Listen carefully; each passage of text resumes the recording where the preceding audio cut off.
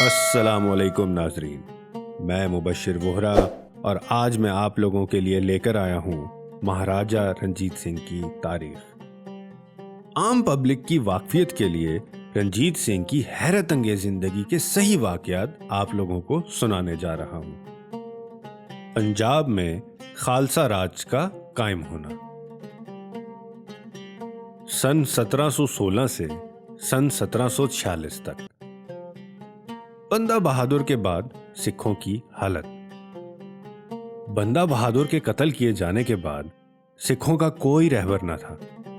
عبدالصمد خان نے بھی تشدد کی پالیسی اختیار کر لی، اس لیے سکھوں کو مجبوراً پنجاب کے شہر چھوڑ کر پہاڑوں میں پناہ لینی پڑی۔ جو سکھ ان مصائب کو برداشت نہ کر سکے وہ سکھ مت کے ظاہری نشانوں کو چھوڑ کر ہندو سوسائٹی میں مل جل گئے۔ چنانچہ 20 سال تک سکھوں کو سخت سے سخت اذیتیں سہنی پڑی، مگر گرو کے مریدوں نے بڑی اعلیٰ ہمتی سے ان سب کو برداشت کیا اور پیشانی پر ذرا بل نہ آنے دیا۔ گروؤں کی قربانیاں ہر وقت ان کے مد نظر رہتی تھیں، یہی ان کو پنتھ کی حفاظت اور خدمت کے لیے ہر دم مستعد رکھتی تھی۔ جو ہی انہیں موقع ہاتھ آتا تھا یہ لوگ لوٹ مار کے لیے میدانوں میں موجود ہوتے تھے۔ سن 1739 میں پہلی بار انہیں ایسا موقع ہاتھ آیا۔ اس سال نادر شاہ والی ایران نے ہندوستان پر حملہ کیا اور شہنشاہ دلی کو شکست فاش دے کر شہر دلی کو خوب لوٹا۔ اس ہلچل سے فائدہ اٹھا کر سکھ جوان پہاڑی علاقوں سے باہر نکل کھڑے ہوئے اور لوٹ کھسوٹ کا کام شروع کر دیا۔ ان میں سے بعض نے نادر شاہ کے کیمپ پر بھی چھاپا مارا اور بہت سا مال و اسباب لے کر روپوش ہو گئے۔ اس طرح چھاپے مارنے میں انہیں بہت کامیابی ہوئی، ان کے حوصلے بڑھ گئے اور یہ لوگ 20-20, 50-50 کے جتھے بنا کر ادھر ادھر گھومنے لگے۔ انہیں جہاں موقع ملتا وہاں ہی ہاتھ صاف کرتے، روپیہ، زیور، مال، مویشی وغیرہ لے کر غائب ہو جاتے۔ یہ سیدھی سادی زندگی بسر کرتے تھے۔ ہر ایک سکھ کے پاس ایک تیز رفتار گھوڑا، ایک تلوار، ایک برچی اور 2 اوڑھنے کے کمبل ہوتے تھے۔ لوٹ کا روپیہ یہ ضائع نہ کرتے تھے بلکہ گھوڑے اور سامان حرب خریدنے میں صرف کیا کرتے تھے، جس کا نتیجہ یہ ہوا کہ بہت سے من چلے نوجوان سکھوں کے جتھوں میں شامل ہونا شروع ہو گئے۔ ہر نئے رنگ گروٹ کو ایک گھوڑا، ایک تلوار، 2 کمبل مل جاتے تھے۔ اس طرح سکھ جتھوں کی تعداد بڑھنے شروع ہو گئی۔ ہر ایک جتھے کا ایک سردار ہوتا تھا جسے جتھا دار کہتے تھے۔ ہر جتھے دار لوٹ کا مال اپنے سپاہیوں میں برابر برابر تقسیم کر دیتا تھا۔ اس وجہ سے جتھے میں کوئی نا اتفاقی پیدا ہوتی تھی اور سب سپاہی جتھے میں پیوستہ رہتے تھے۔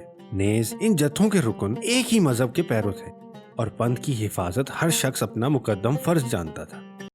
اس لیے ہر ایک جتھے دار دوسرے کی مدد کرنا اپنا دھرم خیال کرتا تھا، اس کے لیے ہر دم تیار رہتا تھا۔ یہ تمام جتھے ایک ہی مقصد کے متلاشی تھے، وہ پنتھ کی طاقت کو بڑھانا اور مضبوط کرنا چاہتے تھے۔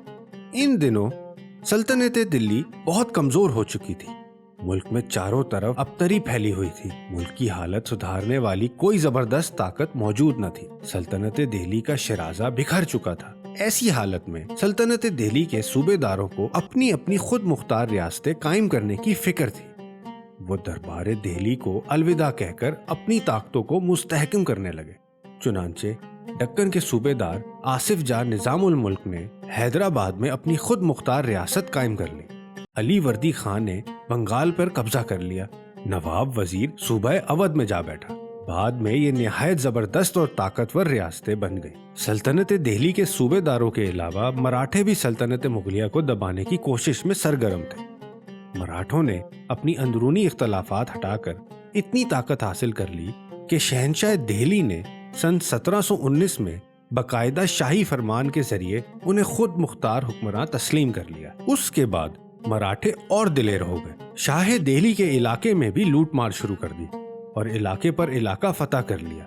چنانچہ 20 سال کے اندر ہی اندر انہوں نے گجرات، مالوا اور بنڈیل کھنڈ پر اپنا پورا تسلط جما لیا۔ بلکہ سن 1747 میں مراٹھا سرداروں نے دہلی کے قرب و جوار کو خوب لوٹا۔ سن 1739 میں نادر شاہ کے حملے نے سلطنت مغلیہ کی رہی صحیح طاقت کا بھی خاتمہ کر دیا۔ سکھ نوجوانوں کے لیے یہ نادر موقع تھا، اس لیے انہوں نے پورا فائدہ اٹھایا۔ دریائے راوی کے کنارے 1-2 قلعے بھی تعمیر کر لیے. ان کے حوصلے دوبالا ہو گئے اور وہ جوگ در جوگ لوٹ کھسوٹ میں منہمک ہو گئے.